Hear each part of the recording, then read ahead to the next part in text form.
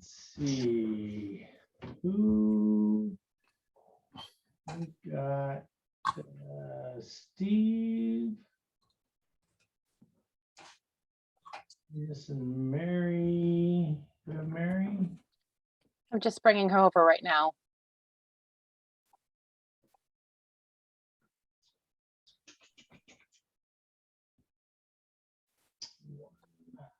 Caitlin, Yes.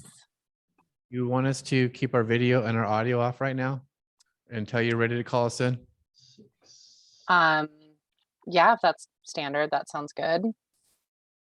And yeah, because then you don't have to spotlight us until it's time. Okay.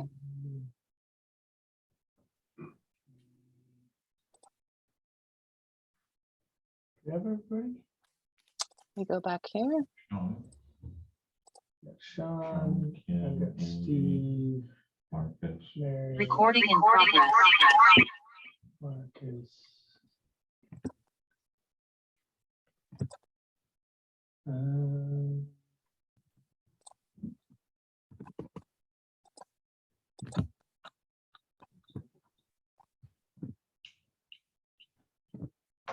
Seems like Marcus should be over in just a minute here. we're missing one. Do you have Gary? Oh, Gary. Yeah. Just wait on Gary.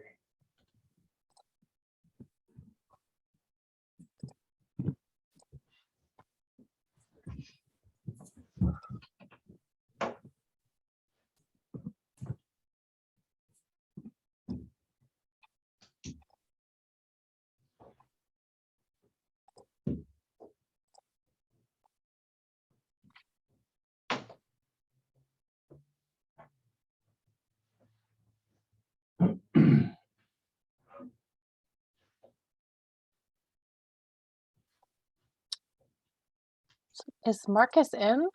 See, I've brought him in. Looks like he left for some reason. He'll probably be trying to get, here he is. Oh, there he is. Okay.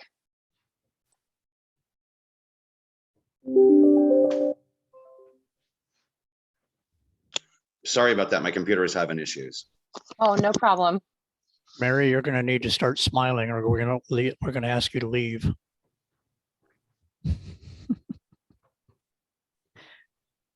I was gonna tell that to Caitlin, but she was already smiling, so I couldn't do it. It's nervous smiling, Kim. What are you nervous about? Oh, it's my first time running solo, so hopefully everything goes great. Oh, it'll go great. Nothing to worry about.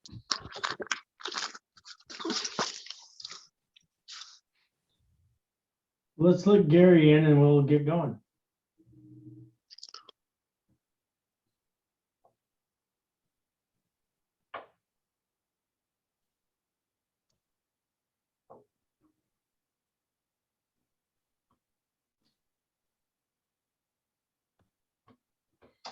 All right, great. So this is Lake Stevens workshop for the 5th of April.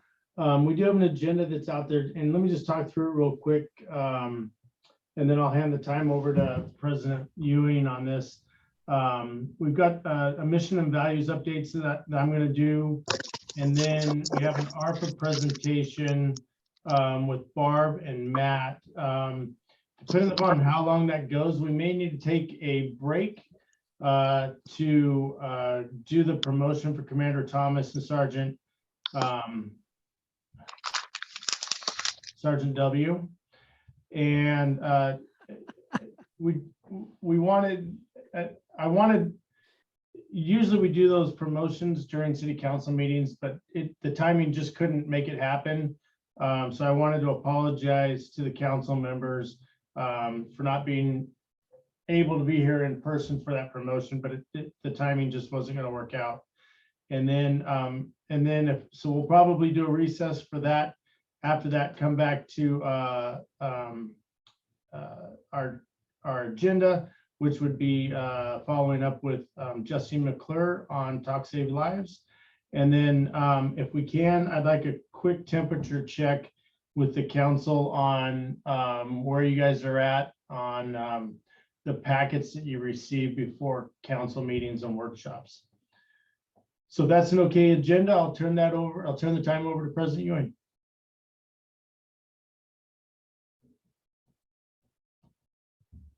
All right, pulling up the agenda here.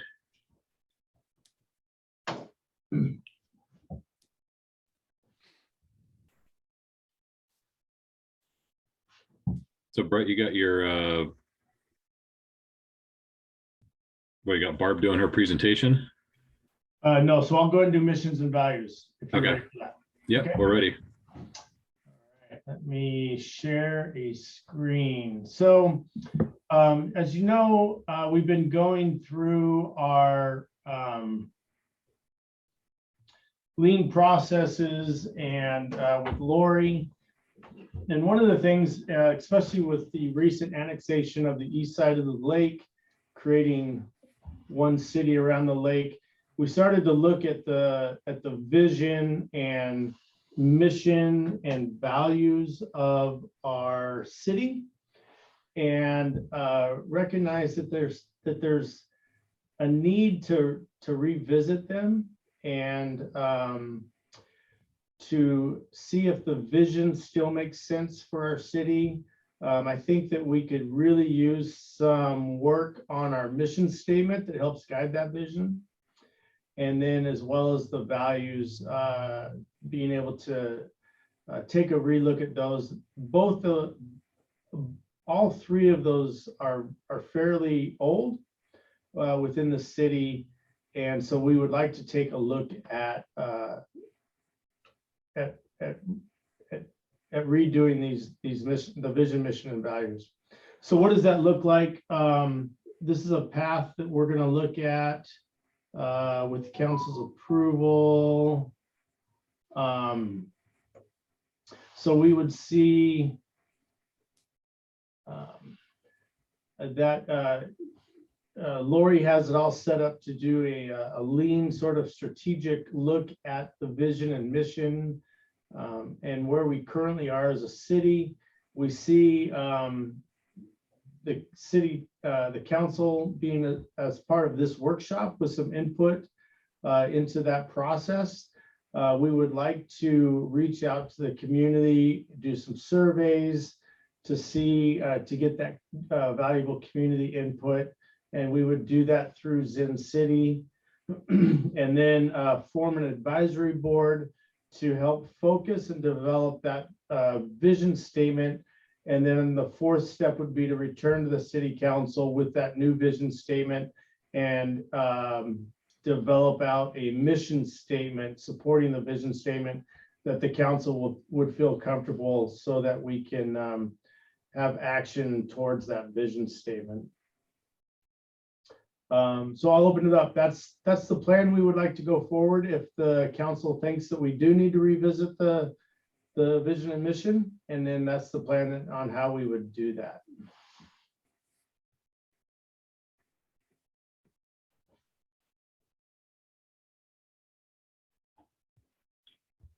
So any comments from the council?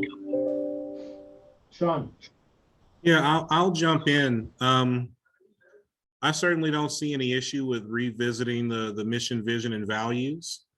You know, I think it's important that those things are revisited periodically to make sure that they're relevant. Sometimes they're kind of tied to strategic planning efforts, although they certainly don't have to be. And I'm not suggesting that you should go that far.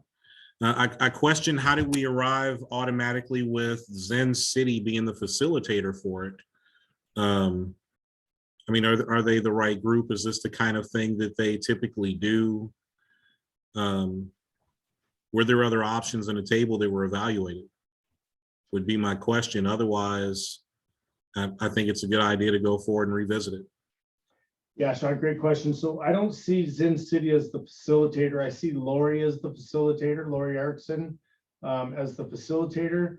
We would just use Zen City since we pay for it already to be the survey portion of it, the digital survey portion of it, to be able to reach out and get community input that we would then have Lori put into that the advisory board setting to create that vision.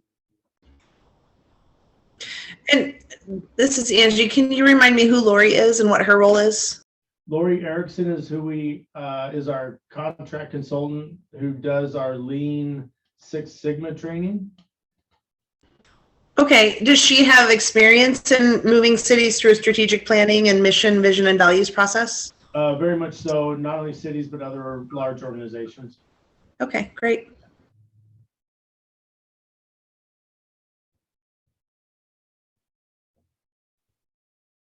Any other questions or thoughts on the process if we're okay with it? What kind of timeline are you looking to get this accomplished in?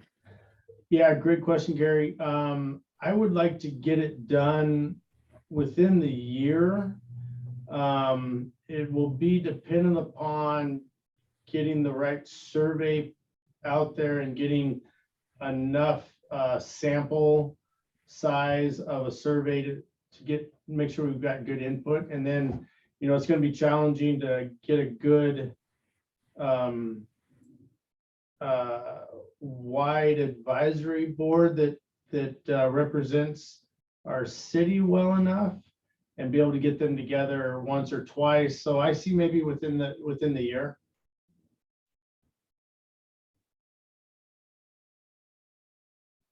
And the other thing is once we get a new vision statement, taking a good swag at a mission statement that the council can then start working through, which will take some time. So is this obviously there's a cost for this. Is this a budget line item that needs to be amended somewhere? Or you say she's our present contact for the Lean process? Yeah. So she's under contract or? what? Yeah, I think that we can do this within the current hours that we have for Lori. I don't think that we would need to spend any additional funds. We already have the funds allocated for Sin City to do the survey. I see this as a cost neutral endeavor.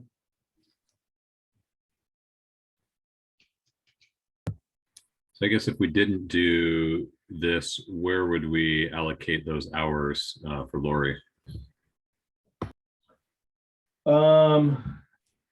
We would allocate them into continuing to look at our internal processes and systems that we're doing and coaching our current green belts in those processes.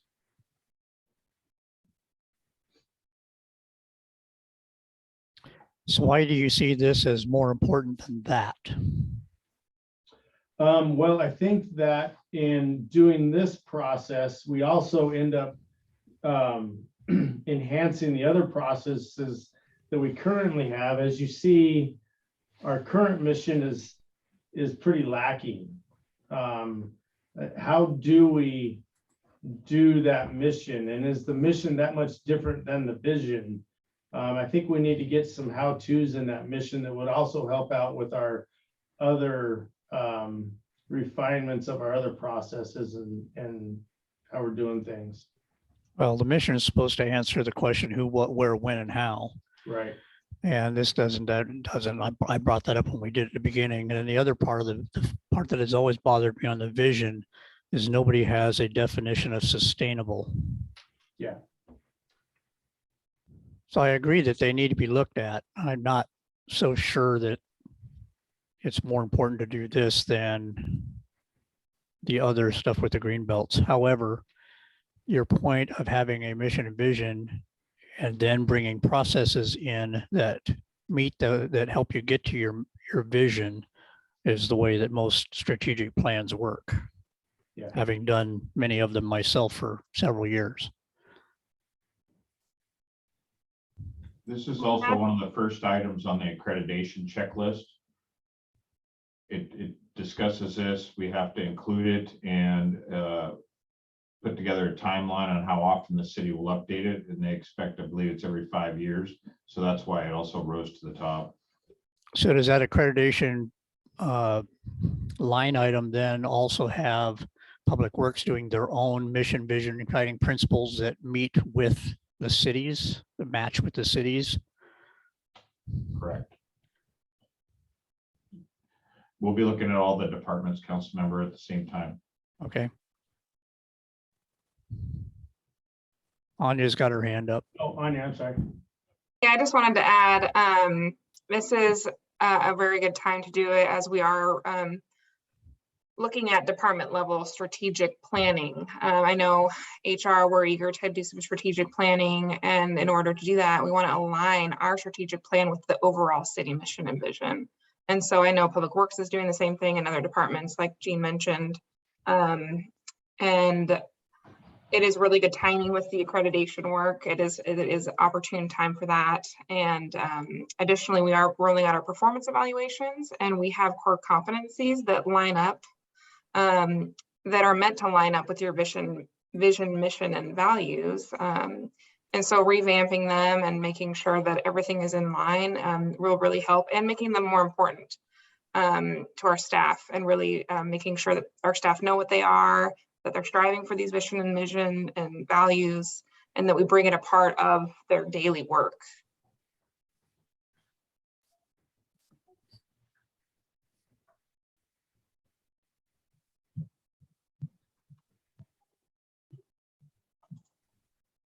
Anything else on that, on this issue? My opinion is we should go forward with it. Do we have anybody who's not of that opinion?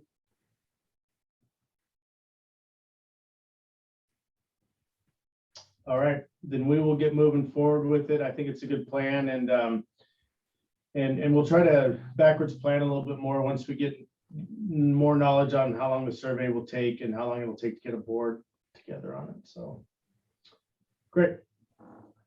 Good, Steve. We'll move to the next one. All right, we got Barb and Matthew doing the proposed changes in reporting to the ARPA funds. Thank you, Council. I'm going to go ahead and let Matthew present this for you.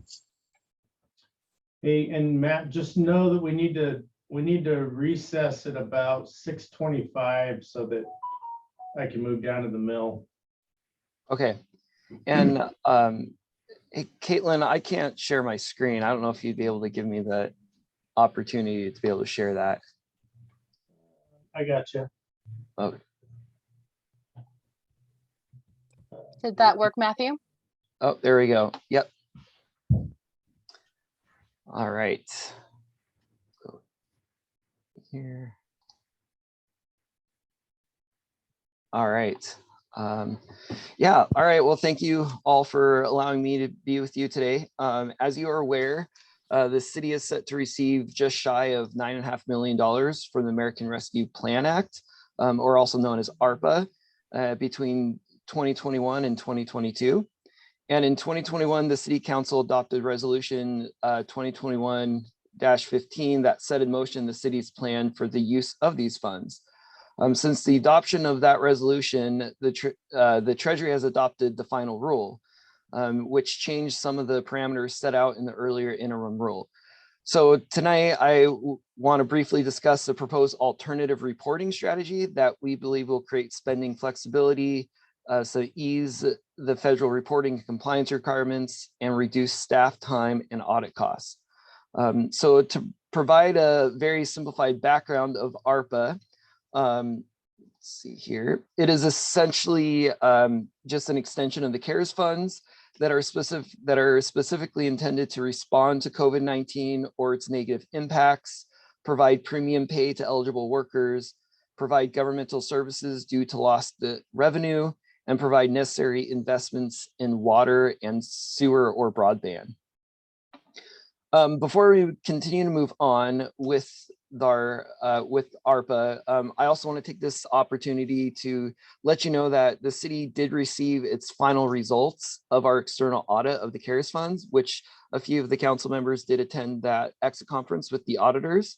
There were a few concerns from the auditors that did result in the city receiving its first finding.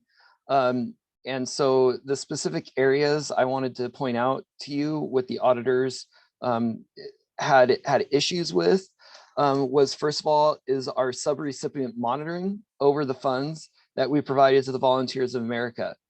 So the auditors kind of just in brief expected us to perform more duties upfront and before we provided them funding.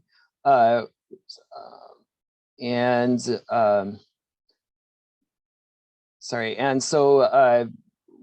did perform our own audit of the Volunteers of America, which did lead to us finding unallowable cost charged to the grants, which was about $32,500. So any unallowable charges to the grant needs to be pointed out by the auditors, even if it wasn't directly caused by us. And therefore, that's why there's the unallowable costs or question costs is what the auditors state.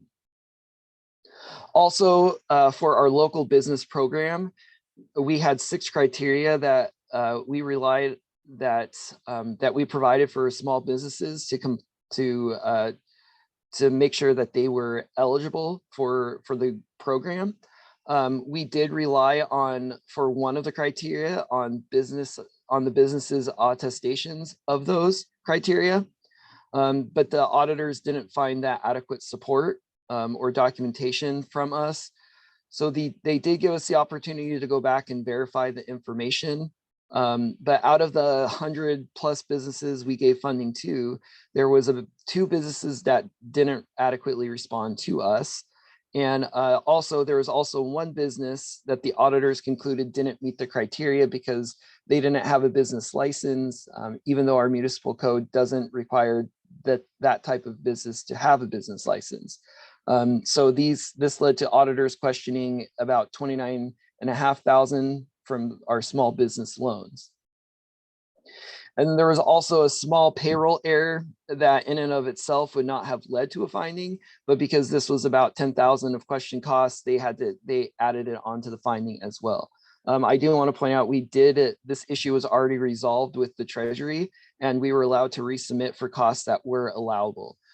So even though the auditors show it as unallowable costs, they are now considered allowable per our new submission to Treasury.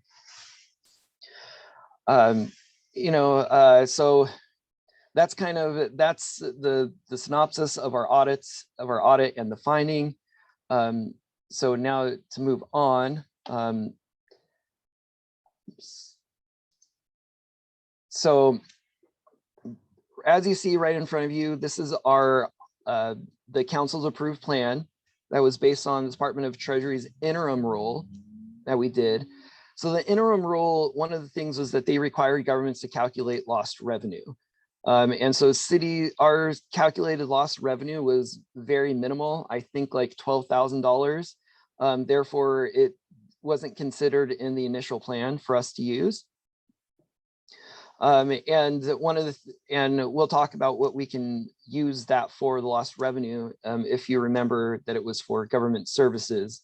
But I wanted to show you this picture right here to just kind of show you. So the plan is to the left there, and I created a categories page or column that shows that's specific to the categories of the ARPA funding of what's in the final rule. So you see where all the different areas would fall under. And then over to the right, there's federal compliance requirements that we are required to follow that is subject to audits. And as you can see, there's a lot of federal compliance requirements that we have to follow. And not only do we have to follow them for everything, but there's a few areas that are hit and miss. And we have to have careful analysis on determining which federal compliance requirements are applicable to each of these purchases. So it does create a lot of complexity with the tracking, and then when we come up to audit. So up above, as you see at the very top, it shows the total that we anticipate on spending every year. So every time that we spend over $750,000 in federal funds, we are required to have a federal audit, or also known as a single audit.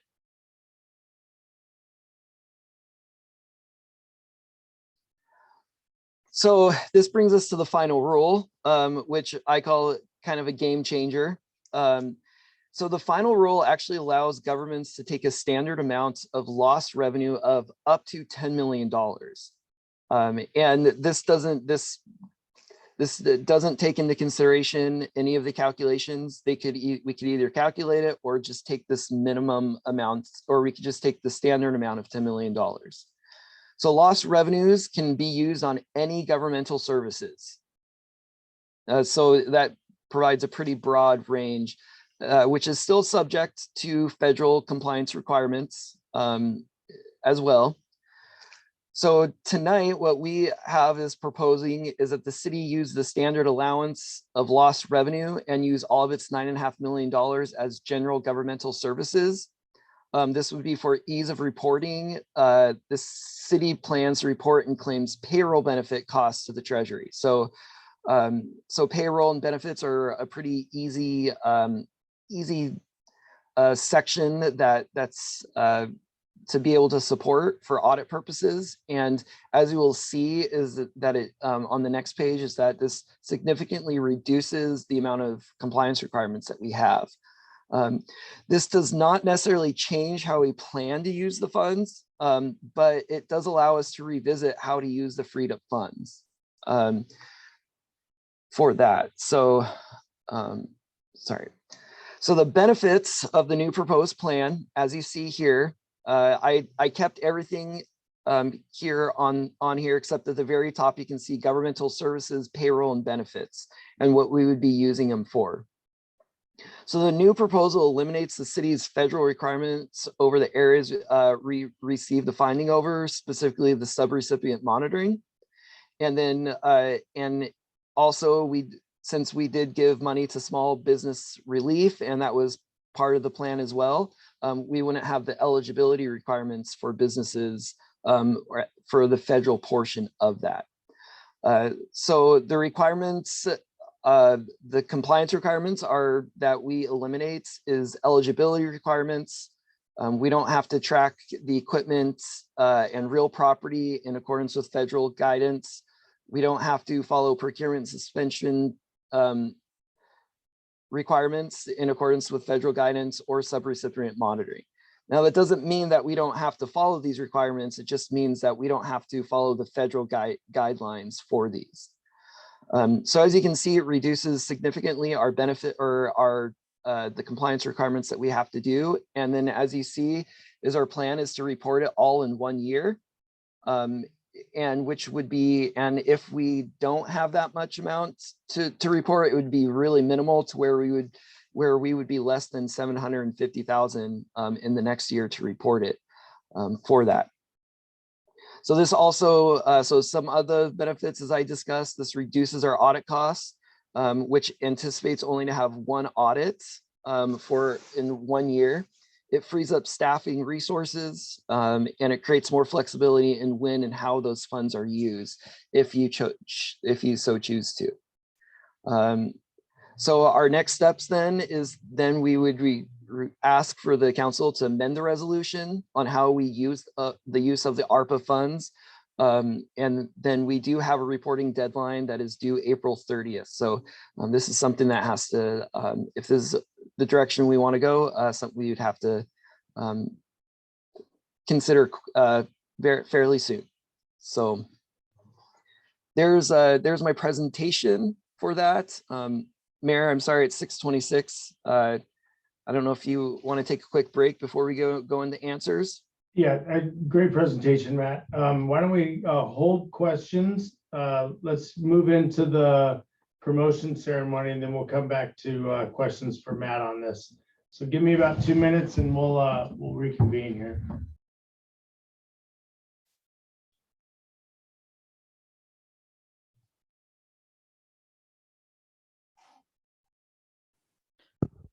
Matt, could you send either the entire presentation you just did to us, or at least the 2 spreadsheets, please?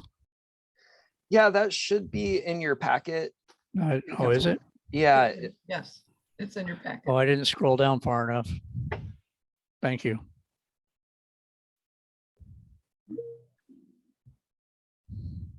Of course, since we're not supposed to have any questions right now, I have about 13. Okay, maybe 12. I'll ask later. I bet Barb can guess what they're gonna be. We promise to make time for that. Okay. Are we okay to ask questions of Barb and Matt right now, or just curiosity questions? I think the mayor would like to hold, if I'm not mistaken. All right.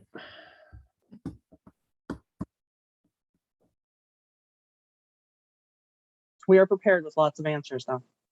Okay. Okay. Well, I guess just to prep you for what my question will be, so you have 10 minutes to think about it. Is it my understanding that even though we're booking all the $9 million in the year of 2022, we already received 4.5 of it, right?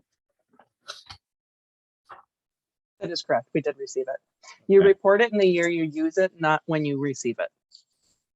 Oh, okay.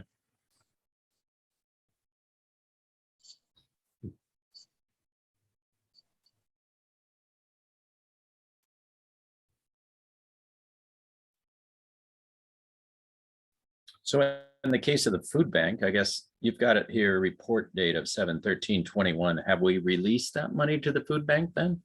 We have not. Oh, okay, so you just, okay. And same thing with the senior center. Right. And volunteer, okay, Yeah. We have been holding off on all of that to get through this. okay.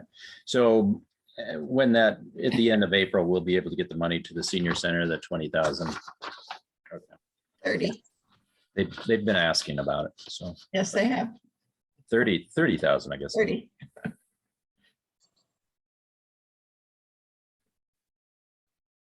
Well, Mary, at least now we have a response form. Yes.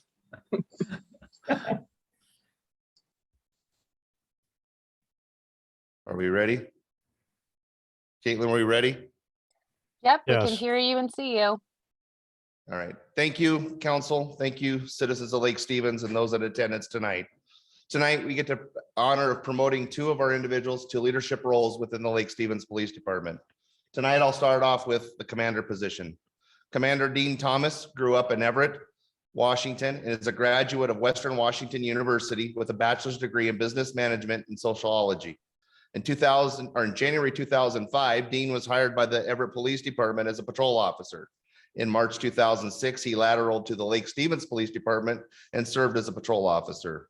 In December 2011, he was assigned to the investigations unit where he investigated child sex crimes and was a member of the Snohomish Multi-Agency Response Team and a member of the Interlocal Child Abduction Response Team.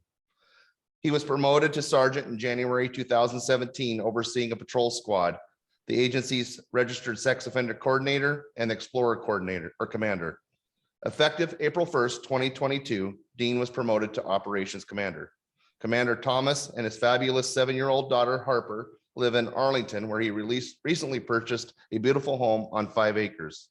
Tonight, Dean has his family in attendance, his 7-year-old daughter Harper, his girlfriend Ashley's soon to be 7-year-old daughter Hazel, 4-year-old daughter Miri, and sisters Denise and Diane. Dean, come on forward.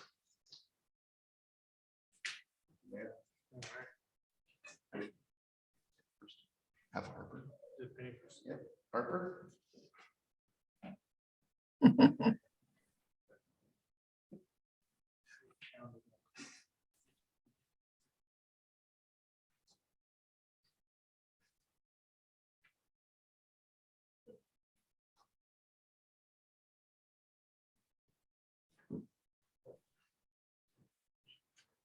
Raise your right hand. I, Dean Thomas, I, Dean Thomas, do solemnly swear or affirm do solemnly swear and affirm that I will support and defend that I will support and defend the Constitution and laws the Constitution and laws of the United States, of the United States, the Constitution and laws the Constitution and laws of the state of Washington, of the state of Washington, the ordinances of the city of Lake Stevens, ordinances of the city of Lake Stevens, and the mission and regulations and the mission and regulations of the Lake Stevens Police Department, of the Lake Stevens Police Department, and that I will faithfully and impartially and I will faithfully and impartially perform the duties perform the duties of a Lake Stevens Police Commander of the Lake Stevens Police Commander according to law according to law and the best of my ability. and the best of my ability. Excellent.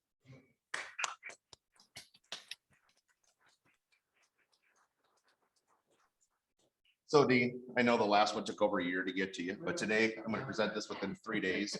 Your certificate of promotion to operations commander. Welcome aboard, Command Center. Thank you.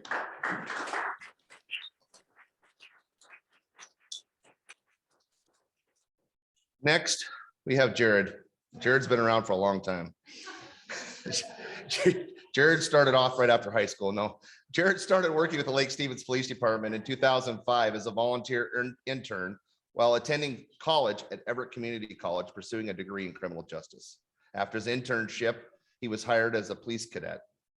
Following the Frontier Village annexation in 2007, Jared was hired as a full-time commissioned police officer. He graduated from the Basic Law Enforcement Academy and spent the first 5 years of his career on patrol.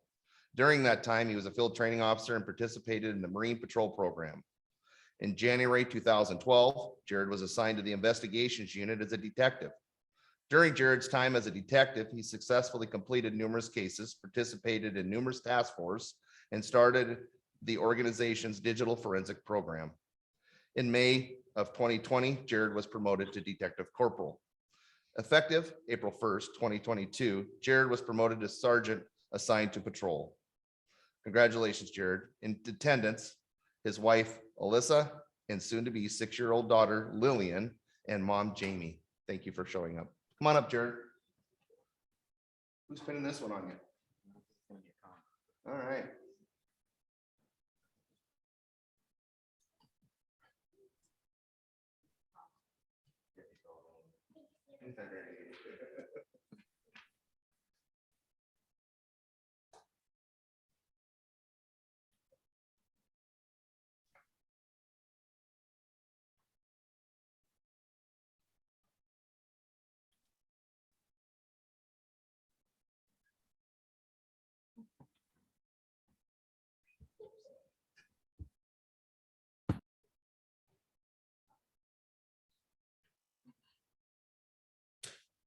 That's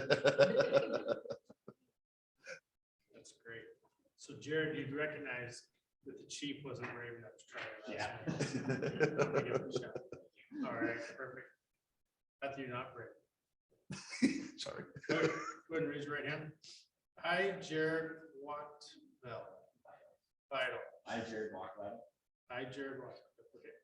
Do solemnly swear or affirm do solemnly swear or affirm that I will support and defend that I will support and defend the Constitution and the laws of the United States, the Constitution and laws of the United States, the Constitution and laws the Constitution and laws of the state of Washington, of the state of Washington, the ordinances of the city of Lake Stevens, the ordinances of the city of Lake Stevens, and the mission and regulations and the mission and regulations of the Lake Stevens Police Department, of the Lake Stevens Police Department, and that I will faithfully and impartially and that I will faithfully and impartially perform and discharge the duties perform and discharge the duties of a Lake Stevens Police Sergeant of a Lake Stevens Police Sergeant according to law and to the best of my ability. according to law and the best of my ability. Excellent. Congratulations.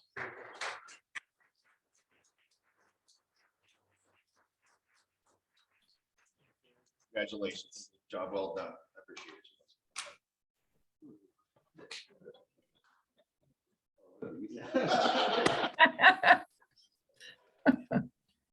Mayor, thank you very much. Thank you, City Administrator Brazel. I appreciate the support. Yeah, no problem. Thanks for being here. It's great to see all the support for families and having families here, which is the most important part of law enforcement as far as I'm concerned. So thanks for being here. We gotta get back to our meeting. They're on their way back up, Caitlin. Okay, we'll resume the conversation when they get back up to City Hall.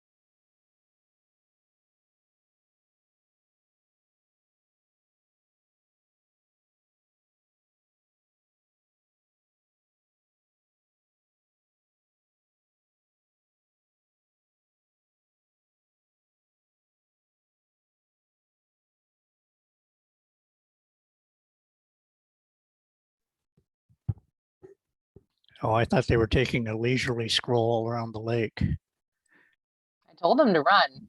It was, we did for about, I don't know, 50 yards of the lake. I think you guys were hitting, just reconvene. Steve, you've got the floor. Yeah, we had some questions. I think Councilmember Dickinson said she had 13 questions. Matt.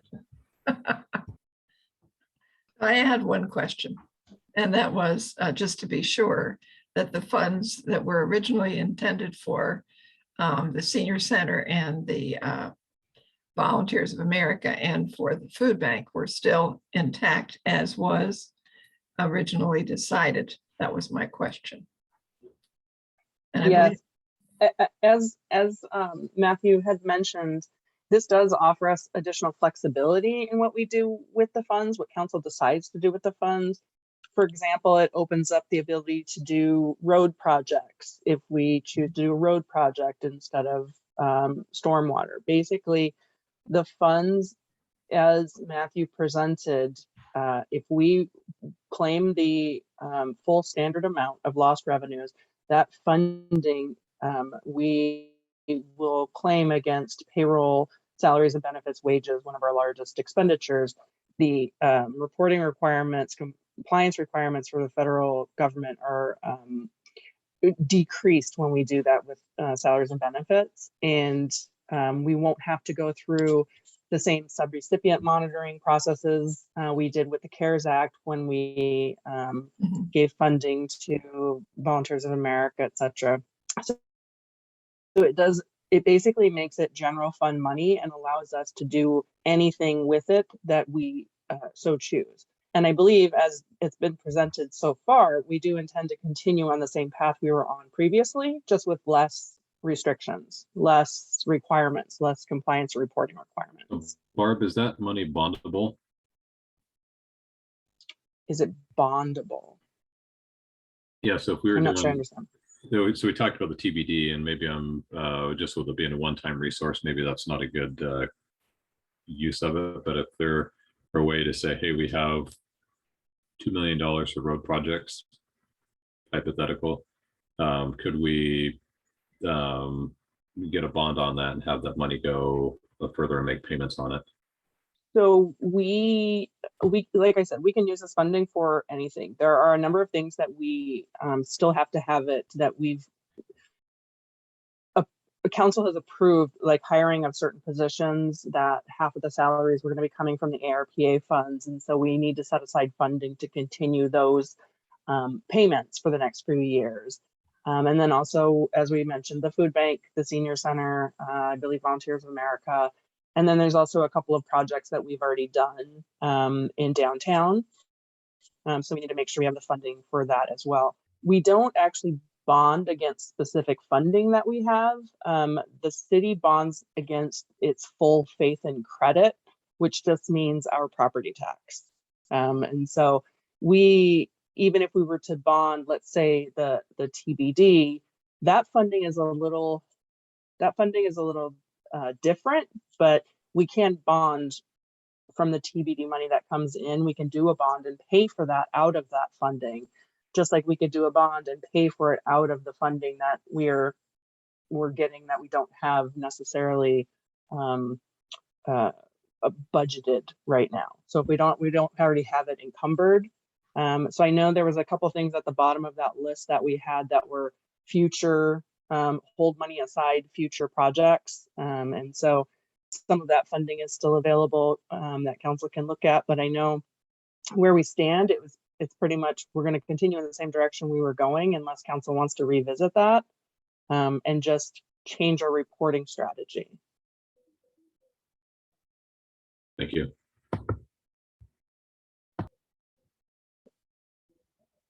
Kim?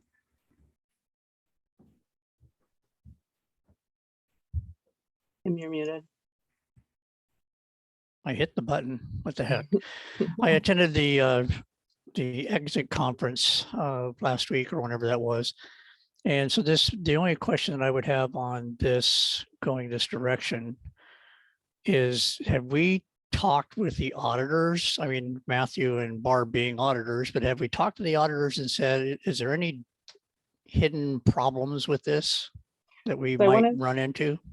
I want to say we have talked, we are on multiple groups, Association of Washington Cities, MRSD, number of them, and the auditors are a portion of these meetings as well. This is why this kind of took us for a while. Like we learned about this prior to the effective date of the final rule. So the final rule effective date was April 1st, but we actually found out about this in late February and started digging in. Is this possible? Is this something we can do? The first time we heard of this, we both kind of red flags as auditors, like, is this possible to do this with the funding? Claim it all as the standard deduction. And then another city actually is the one who had suggested doing payroll and benefits costs because the compliance requirements are so much easier. And since it is a governmental service, that was the direction to go. So we have been vetting this for the past month. We're just holding everything off, not spending any funding because we wanted to make sure if we can do this, if we can do the senior center with an ILA, if we can do the food bank with an ILA versus with a grant of some sort, then we want to do that if we can. So yes, we have been through these conversations. Everything looks fine. The one thing that they do say is that final rule, they could add requirements later. So as long as we do what we say we're going to do, that's under the current final rule while it's under the final rule, then we're fine.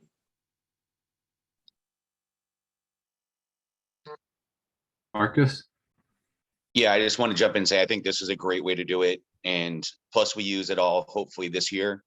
If not, it's less next year. So I think this is a smart play with the funds to go this route. That's it.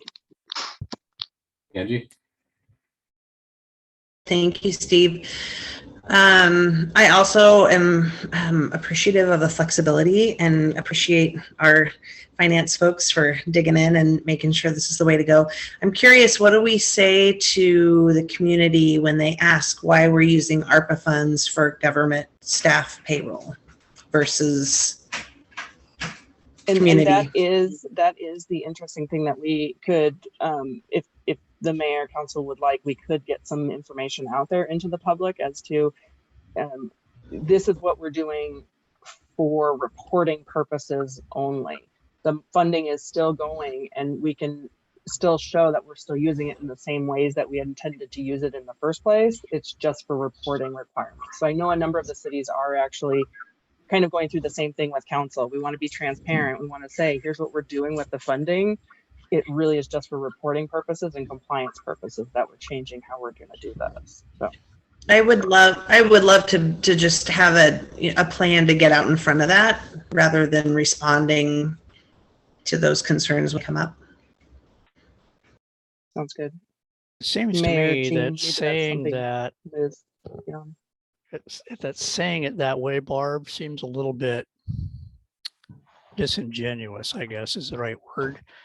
I would think that we would want to be a little bit more forward on it than saying that, yeah, we're still doing everything we said we were going to do, but those funds are coming from funds that we would be using for the salaries. Now we're using ARPA funding for the salaries, and the finances that we had that would have gone for the salaries are now going to be able to go to those same things. And it simplifies our reporting. It costs us less money in audits. So we're actually saving money and we're saving staff time, which also saves money. To give those three distinct or maybe four distinct things that the plan calls for would be better than just saying, well, it's really just a reporting thing, because that seems like black magic to some people. Councilor Tadashi, you're absolutely correct. You're absolutely correct. And that is how you would explain it. And that is what we're doing, is we would utilize the funding for salaries and benefits, and then utilize the funding that was coming from salaries and benefits for other things. And I think what we owe, what staff, myself and staff owes the council is an initial relook at those funds. I know in talking with some of the directors, the thoughts we had when we originally put this list together aren't necessarily the thoughts right now. And with the increased flexibility of the funding, I think that we can look at some other projects to be able to fund off of it as well. So what I'll owe you as a council is getting with staff, re-looking at where we currently have allocations and give some suggestions on where we could reallocate the money. Angie, did you have another question or is your hand still up? My hand's still up. I'll put it Okay. down. Okay, Sean? Yeah, thank you. I want to say, and yep, Matthew's still here. I attended the audit exit conference. Matthew, Barb, great presentation. I am definitely familiar with the perils of the single audit, especially the subrecipient monitoring, which is essentially the audit of you auditing the people that you gave money to. So certainly welcome this approach that simplifies that process and recognize all the efficiencies that it gives city staff, not only in terms of accounting, but save staff time, save costs on the auditing processes, and the increased flexibility for projects to benefit the city. So thank you for all of your hard work. I know how much a challenge it is to go through essentially the 3 audits you went through this year. So I just want to say that and acknowledge all of that hard work. Thank you. It is appreciated, especially for someone who actually goes through it every year.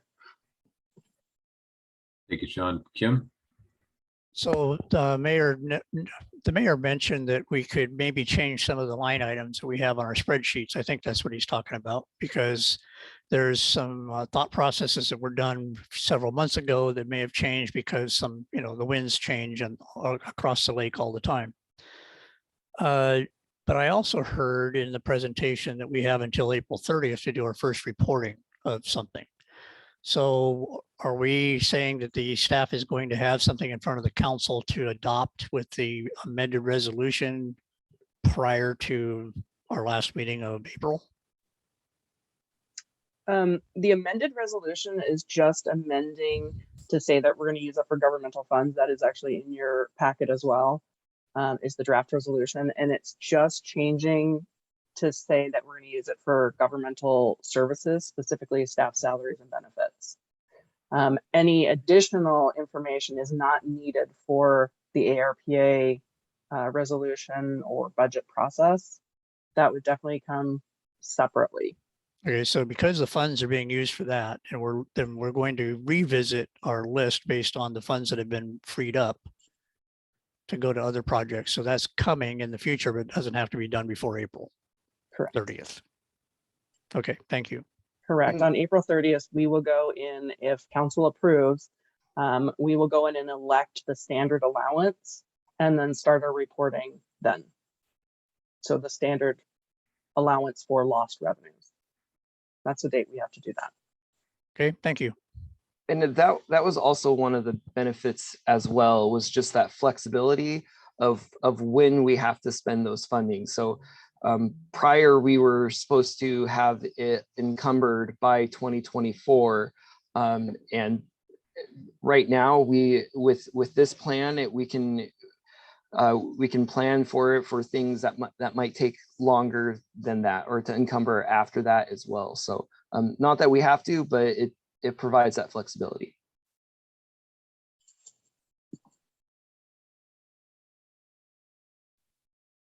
So Barb, are we looking to have this resolution for the April 12 council meeting? Yes, it'll be on your consent agenda. There Okay. is one small change that our legal counsel had made to the section 1 of the draft amending resolution, and it just further clarifies that we're amending the first resolution, and that Okay. was it. So everything else is essentially the same. Okay, so if anyone is not supportive of this being on the consent agenda, now would be the time for us to address those concerns. So does anyone have any concerns about having this resolution on the consent agenda for April 12th? Okay, seeing none, it looks like we have support for that, Barb and Caitlin. So let's move forward with that. Thank you, Council. Brett, was there anything you wanted to add with that, or Jean? No, good conversation. Appreciate it. Okay. All right, Caitlin, if we can let in Justine for the American Foundation for Suicide Prevention. Says she's the area director, so I guess she must have been promoted. She used to be the Snohomish County chair, but I guess she's making some improvements there in her career path. So Justine, thank you for being here and for sharing this. We'll turn the time over to her for her presentation.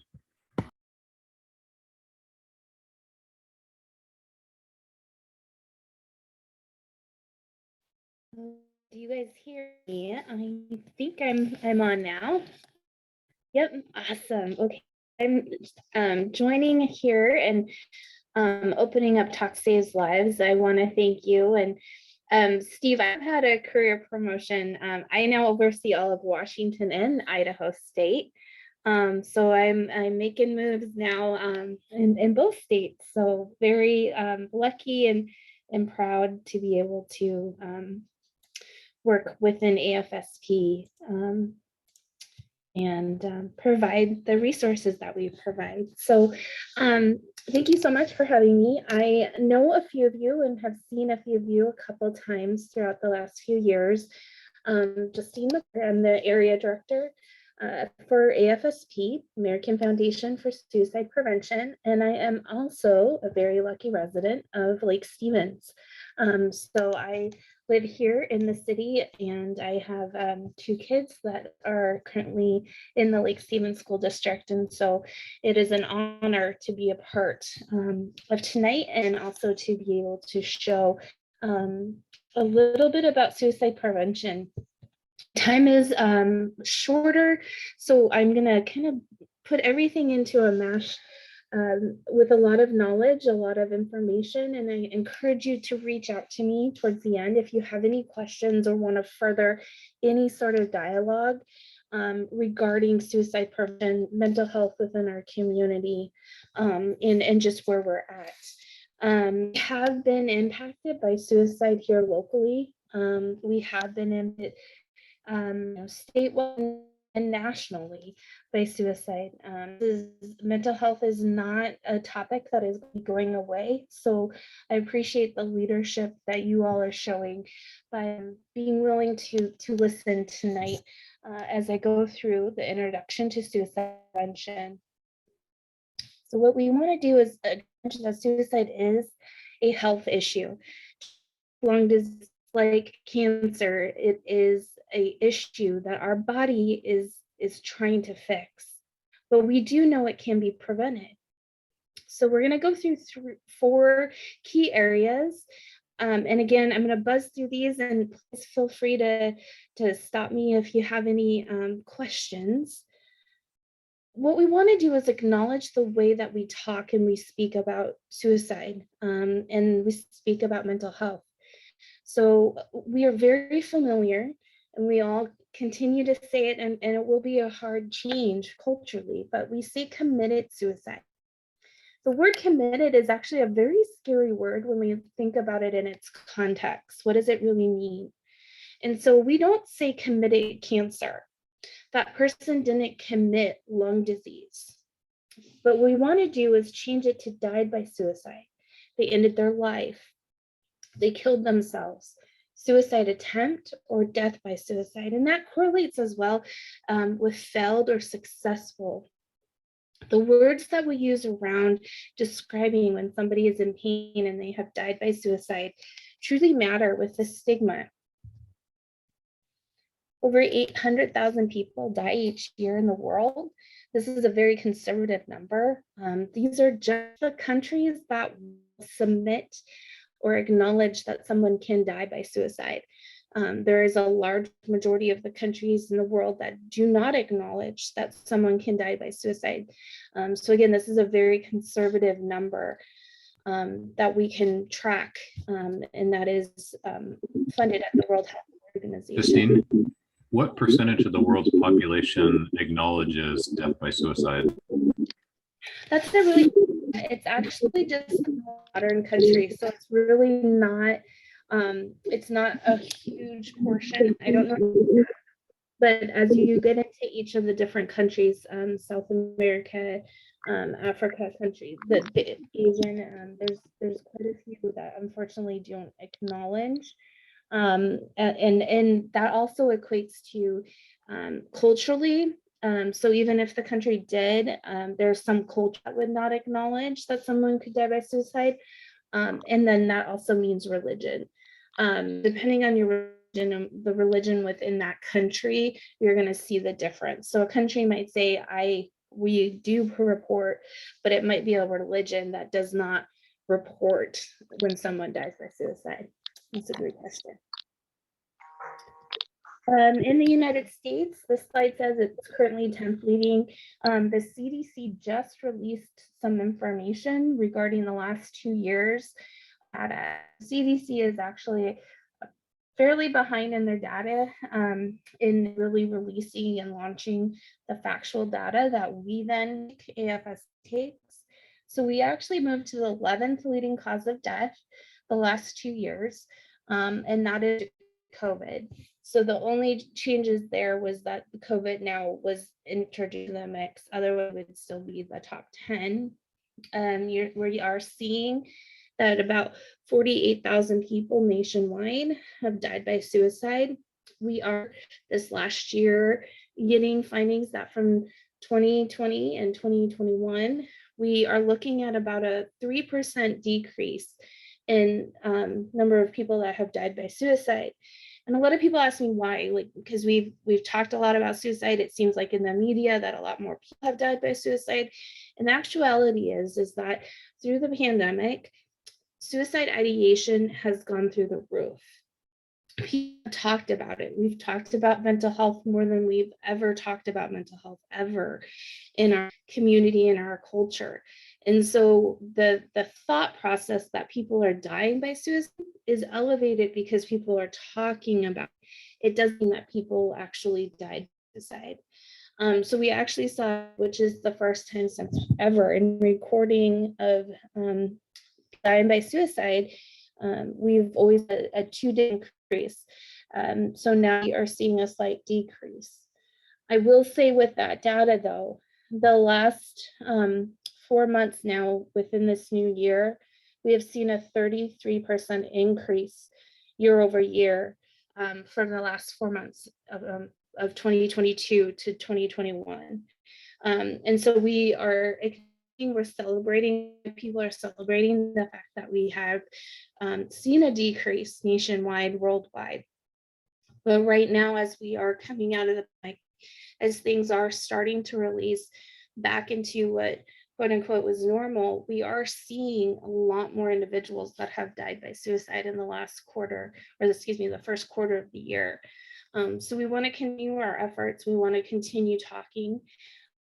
A healthy survey from Washington State was just released, and I was on call today. And let's see, 10th, 12th graders are currently have had some sort of dying by suicide at 20% within each of those grades. So 20% graders about dying by suicide. So the prevalent and the presence is definitely here in our community. And when I speak about community, one of the biggest things is acknowledging that when someone does die by suicide, we know that person, we talk about that person.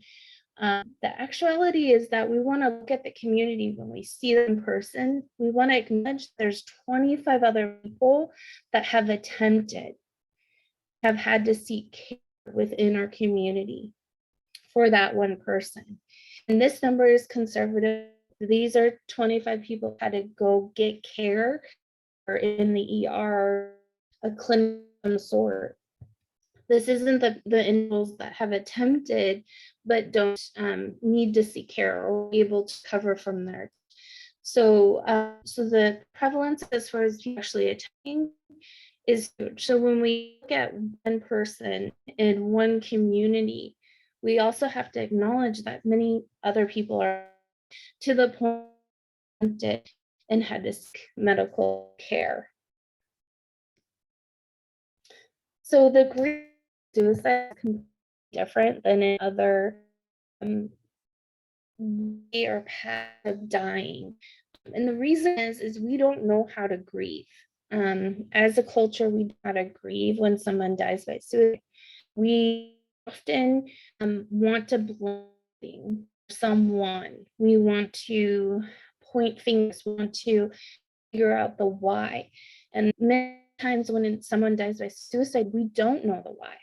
And so what happens, we actually start internalizing it. Why didn't I see signs? Why didn't I know that this person was struggling? Why didn't I reach out? And so then it actually starts creating a trauma within ourselves. Suicide's expensive. It's hard to seek care. When you do get into care, it's expensive to receive care. Number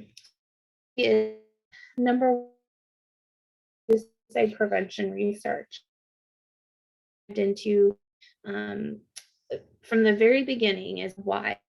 And what we have found through research is there's no single why, multiple factors.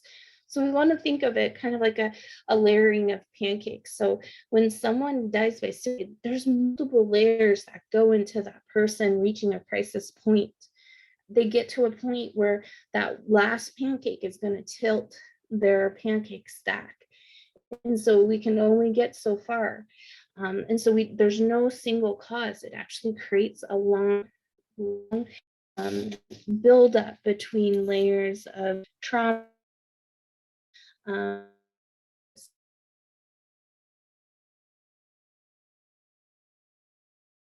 Have some sort of aren't going to die by suicide. So that is a stigma that we want to debunk. If you do have some sort of mental health condition, you don't go on to die by suicide just because you have that mental health condition.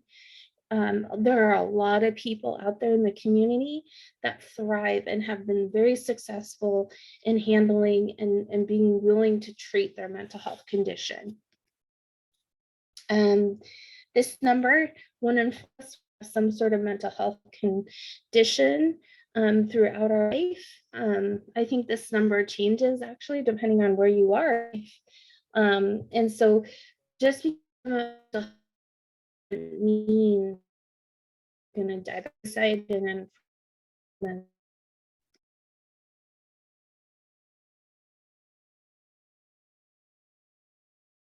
when we get to a point where we are in so much pain, we're experiencing so much different traumas, we're starting to win, we're starting to build a pancake stack. Our brains start changing and they forever. They never change back. And then they don't want to die. There is hope and there is pain. And during that time, in their crisis point, the pain is outweighing hope. See anything further. They can't acknowledge anything further than that pain. And so they just want to escape the pain. So think about our most stressful or agonizing, painful event ever in our life. We can't acknowledge people around us. We can't see the people all the time. If someone asked me where I lived when I was giving birth to my children, right during that point, I would not have been able to say that or do that, give that type of information because I was so focused on pain and relieving that pain. Same thing comes to when somebody in a mental health crisis. So we're going to buzz this real quickly. Again, I apologize for being so quick, but these are all contributing factors that lead to somebody potentially having a mental health crisis. So some of these can be small traumas. Some of us, these might be huge, ginormous traumas. All of us are going to have varying degrees. And this is why there's not a one fits all for suicide prevention. It's because we all experience these traumas differently. The health factors that contribute, depression, bipolar, PTSD, these are all things that we are well familiar with. Sometimes these ebb and flow, like I said. Some other ones that we haven't acknowledged and for many, many years is the chronic health conditions, chronic pain, concussions. Those are all things that can contribute and elevate our risk. History, previous attempts and loss attempts. So as a community, I like to focus on previous attempts and the loss attempt when somebody has lost. So if we know someone has been connected to an individual that has died by suicide, they are now at an extreme risk. Their risk might have just gone from being kind of normal, neutralized, to adding in a trauma, a huge boulder, a huge pancake onto their stack. So whatever they might have experienced prior when they have lost someone, they're now at an extremely elevated risk. And that's why as a community, it's our time and our opportunity to talk about suicide prevention, talk about our resources, talk about our own mental health and how we go throughout our life, our day, and how we handle our mental health. There's certain industries, certain communities that these are already going to be elevated risk factors. So access to lethal means, exposure, stress, stressful life events. So these are usually the ones that we might see, we might be able to identify. They broke up with someone, they, were always stressed at work, whatever that might look like, or exposure. Exposure is actually a real thing. When somebody that is a high profile entertainer died by suicide, we actually at the national level work extremely hard to get the resources out into the community, because as soon as that person and the announcement of that person dying by suicide, we know through stats that we can see people have died at an increasing rate because they have been exposed to someone else dying by suicide. That person relieved their pain, so I'm going to do it now. So when we know that people know that someone has died by suicide, we need to be very vigilant and very providing resources to our community during that time. So what that might look like, it might look like we might see me as someone that is depressed and very lonely. And so that's my why. That's what everybody sees on the outside. But the pancake effect comes in that genetically, year over year, generation over generation, my family has struggled with depression and anxiety. I might have been diagnosed with depression at 15, but I don't certainly tell everybody about that. Maybe prolonged stress at work. Maybe there's more. Maybe I'm not performing correctly. Drinking more. We might have a normal amount of drinks, quote unquote, whatever that might look like for someone. But then I go home and I can't fall asleep unless I have 3 more glasses of wine. And so that there's that hidden factor of drinking, stress that we're not expressing, and then the genetic and depression factors that are all underlying that we don't share or acknowledge to other people. We want to work on interventions and medicines because we know not everybody is going to have the same reaction to medicines and therapies. So there's a constant need for reworking what has already been done so that we can all be vigilant in our mental health. Our prevention, so protective factors, seeking mental health care, family and community. So this is where it's an honor to be able to speak with you all right now, is the acknowledgement as a community that everybody has our own mental health. We can create a safe environment for individuals. We can be open and honest about our own mental health journeys, that is a protective factor. That is going to save lives. Culture and religion, same thing, problem solving. If we are a community where people can access some sort of care, some sort of resource, they can problem solve for themselves, that is a protective factor. We need to have everybody smart. We know this through research. People can say and be honest with others, go seek treatment, go get an evaluation, discuss your different options. This is going to save lives.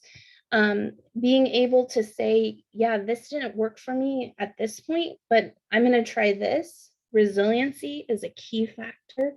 And that's where everybody can be a key part of key ingredient to mental health. Insurance companies are required to have some sort of mental health services. So I encourage, very much encourage everyone to open up your policy.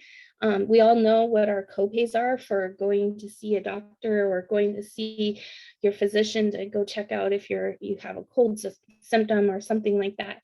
What does your mental health benefits look like? How many visits do you have? What are your codes for your mental health? Really understand and get to know what your insurance benefits are. Care, Hey, mental Justine, health. Yeah. I just, so you, as you know, one of the slides you said there, that they're required to cover mental health the same as physical health, but a practitioner is required to give a more serious diagnosis than probably is necessary in order to have coverage. And so that's still a barrier. Imagine if you had arthritis and they said you need a knee replacement, to get coverage, to get help. I mean, there's a similar thing with mental health coverage currently in 2022. And so that's a barrier that needs adjusting to level the playing field for physical and mental health. Yeah, 100% agree. It's not perfect by any means. Sometimes copays too, just to kind of acknowledge a little bit more, Steve, is that copays even for some people are higher than they should be. And so getting access to care of acknowledgement of that is a struggle. So there's definitely a lot more we need to do and have to do within that realm. Yeah, great point. So to move on to self-care, self-care is that new flashy word within the last 10 years that we've all been hearing. Exercise, diet, of course, but management. I'd like to acknowledge, how do you handle your stress? You're in between the to-do list, stress management. So what that means is, how are you doing when you walk into your house and there's shoes all over by your front door? And you're so frustrated because every time you know it's going to be there, you know you're going to be overwhelmed, you want it cleaned, but it's going to be there. It's those little things day in and day out that just kind of get at the back of our necks, and it's just like, but then we pass. How can we fix those little things? How can we make sure we're stress managing those things so that they don't just keep adding on to that pancake layer? A new key ingredient for prevention is supporting those that are lived experience and those that are survivors. And so the two differences is, we really want to acknowledge when somebody is struggling, their brain has changed. If they have hit a crisis point, their brain has changed forever. And so they need ongoing community support. Time. It takes the average of 27 minutes for somebody to be in a mental health crisis. So if we can be with them, we can breathe with them, we can even just hold their hand, make sure that they know or they can sense that we are there, we can save their life. We want to limit access to lethal means. So that looks like all sorts of various things. These are just some very well-known: securing firearms, blister medicine packages. I'd like to stop and also acknowledge that one of the trends that we are seeing is more overdose with suicide deaths. And so what we want to do is acknowledge that we can get large bottles of medicine over the counter now. There's access. A lot of us don't think about what our medicine cabinets look like. And so just do an audit of what your medicine cabinets look like, who's in your house, who might know who, where you store your medicine from surgery 3 years ago. Just be vigilant on who has access to your medicine, even over the counter. So protecting your mental health, this is a video and I'll definitely share it out, but this is a wonderful during COVID and how our mental health has changed through COVID. It's an important aspect that we want to make sure we're protecting and that we're advocating for. And we want to also understand and acknowledge that it's actually something that we really need to take care of, is our brain, is our mental health. So substance abuse, those are common, they work together. So our mental health conditions are a leading cause of disability worldwide. So when we look at employers, when we look at ways that we can be protective in our community, we know that this is a disability. They can potentially impact our life. Mental health conditions can impact our life, our physical health, and of course, our longevity here on Earth. But there are treatments. Deterioration. So here are a couple behaviors. So they change in unusual patterns, change in sleep, social withdrawal, isolation, changes in mood, anger, increased drinking, and any thoughts of suicide. So these are kind of some key areas that we want to always root back into. You know what? It's okay to go see somebody. It's okay to go get evaluated. It's okay to seek treatment, because these things, even if they adjust just one way or another, they can put us into a point where we start to become in a mental health crisis. And so what we want to do is be proactive in figuring out what that might look like.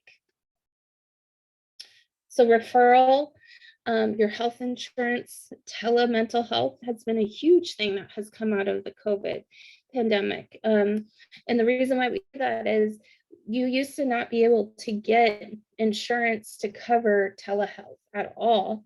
Now we are seeing a lot more flexibility in treatment options for mental health through telehealth.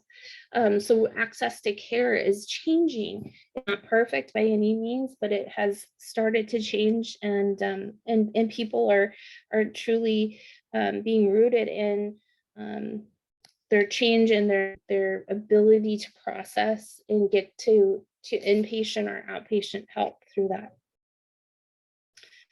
Let's see here, in telehealth treatment finders. So if you ever, some resources here, if you're ever looking for treatment or know of anybody through treatment, you can of course reach out to me at any point. AFSP's website, SAMHSA website is a great resource as well. For any questions, any added treatment options, or ways just to handle your mental health as well. This picture is one of my favorites, and I think it's because it reminds me that we all have mental health, and we all have different things at different times in our lives that we need to be proactive in our mental health.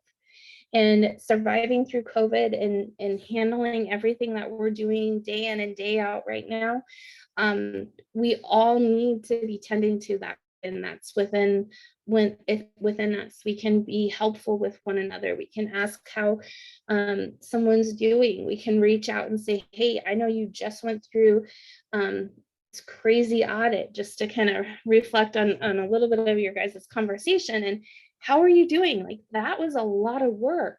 What can we do? Hey, let's go out and have a cup of coffee. Let me know how I can help you. Really being able to be okay with asking that question, are you okay?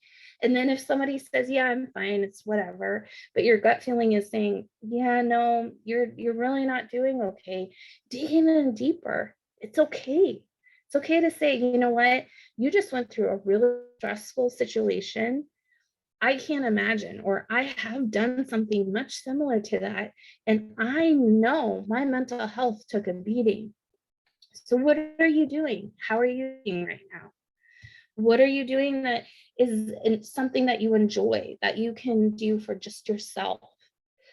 These are all things that we can do that is neighborly, that is within an environment that's cohesive around mental health and being sure that we're taking care of not only ourselves, but those that are around us by simply asking, are you okay?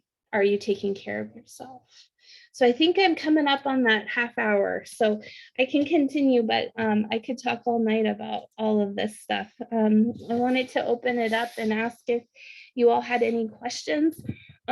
We have had recent losses in our community, and so I wanted to see if there was anything you all saw as a potential that I deliver for you on behalf of AFSP out to the community. We also are coming up and embarking on May. May is Mental Health Month. And so that is a time that we should all be talking and sharing about mental health resources. And we are seeing right now, the trend is that there is a lot of ideation. There are a lot of people that have attempted and continue to do so. Is it Mary? I can't, I hope that's the right, yes. Yes, Hi, that's Mary. it. Hi. Hi. Yeah, I wanted to ask if AFSP is helping this high school or the middle school, because I go to the school board meetings and I know they are struggling as far as having enough counselors to help these kids. There's no question that COVID has had a huge impact on our students, no question whatsoever. They're at a very tender age, and 2 years is a very long time, whether you're in high school or whether you're in kindergarten. So I just was wondering if they're working with you at all. Yeah, so I reached out to Caballero right away. They had their counselors and their kind of protocols that they were already doing for the most recent.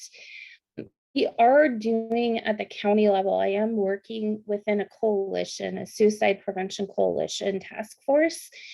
And we are actually going community to community, doing a training called Talk Saves Lives, which is this, but just a little bit expanded.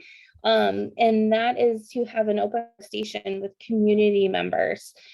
So currently we have done Monroe, we've done Arlington, Granite Falls is next week, and then there are some upcoming dates that the school district has helped us with that they will hopefully be able to spread out. And I can get those. I don't want to give you the wrong dates before solidifying, but we have talked with them.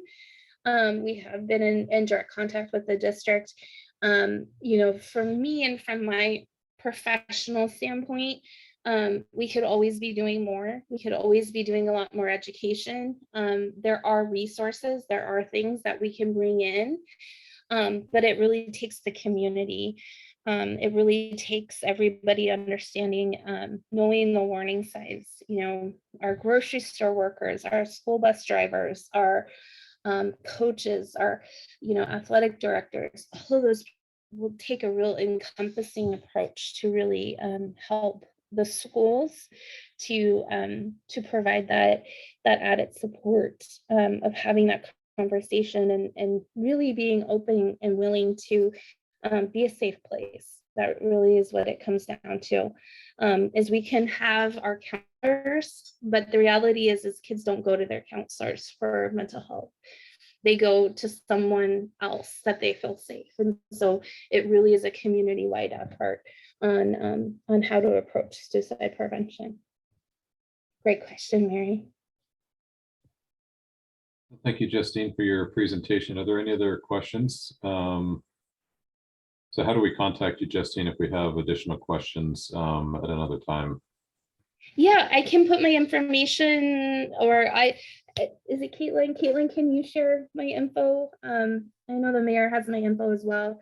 But yeah, I can definitely email out information. I'll email a couple of videos and resources to you all. And like I said, I can more than willing, especially since I'm in the community, can meet up for coffee or anything like that that you might be wanting to just chat through some of the different processes or different information that we do have, and the ability to really help throughout our community.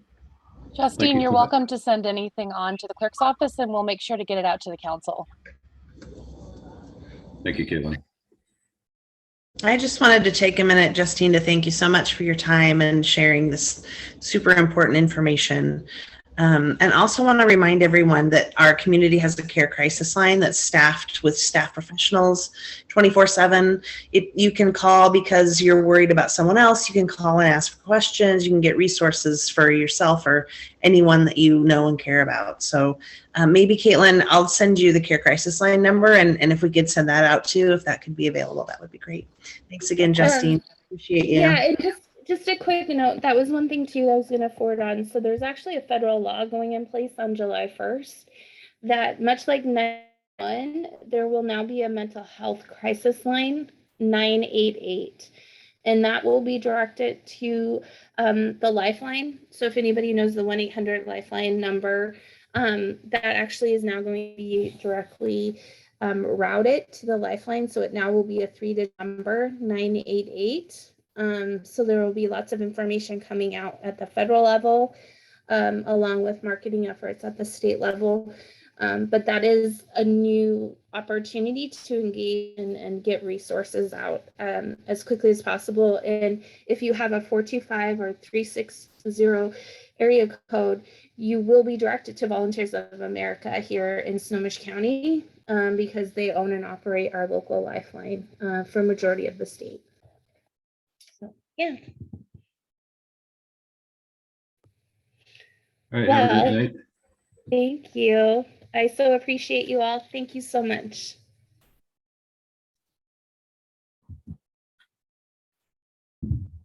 Great presentation, Justine. Hey, finally, if I can, I just wanted to check in with the council and make sure that we are being timely with our council packets that we provide to you prior to workshops and prior to city council meetings. I want to make sure that you have enough time to review them. I just want to get a temperature from the council to make sure, right now we're currently getting them out on a Friday. And I want to make sure that that's giving you enough time to review them before council meetings. We used to get them on Thursdays, and I understand that the staff has been under the gun to try to get things done in time. Fridays are fine with me. I usually read them on the weekend and ask questions when I need to on Monday. So I'm fine with it. Yeah, me too. I'm fine with that. What I love is the have a great weekend that I always get with the packet. But no, it's perfectly fine and a lot of work, much appreciated. It's actually cured my insomnia. And I saw an Angie thumb up and a Sean thumb up. Okay. Okay, well, I wanted to get some feedback on that, make sure we're doing good from the staff's point of view on that. And great, back to you, President. All right, are there any items that we haven't covered that we want to cover before we adjourn? Seeing head shakes. Very good. All right, we are adjourned until next week. Thank you.